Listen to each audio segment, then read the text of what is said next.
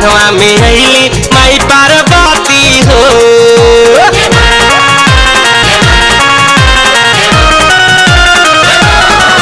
अपन बीड़ा के तार खनकावते अइली सरस्वती हो।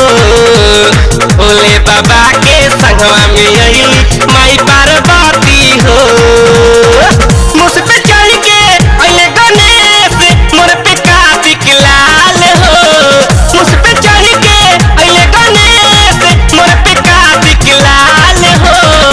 घरे घरे कलशा धराइल गावे गावे मूर्ति रखाइल सज गइल पंडाल हो।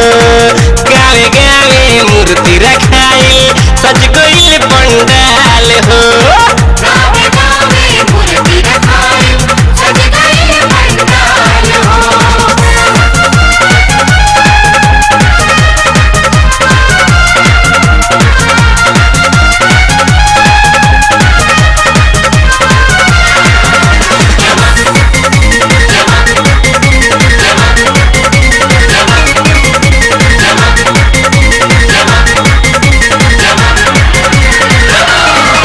नवरात्र के लागल बा मेला छोला फुचका बेचाता हो।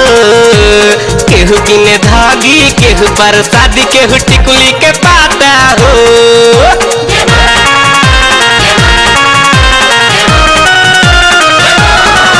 नवरात्र के लागल बा मेला छोला फुचका बेचाता हो।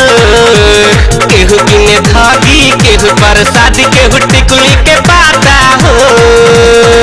सबसे अधिका लागल बाजी लेबी के स्टॉल हो।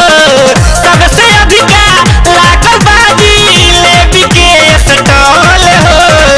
घरे घरे कलशा धराइल गावे गावे मूर्ति रखाइल सज गइल पंडाल हो। गावे गावे मूर्ति रखाइल सज गइल पंडाल हो। गावे गावे मूर्ति रखाइल सज गइल पंडाल हो।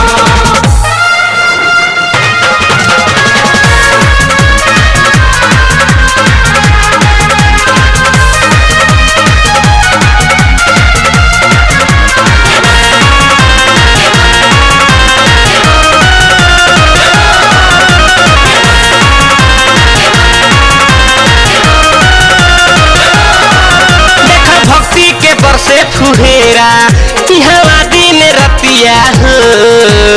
डीजे के साउंड पर बाजत बड़ुए माई के गीतिया हो।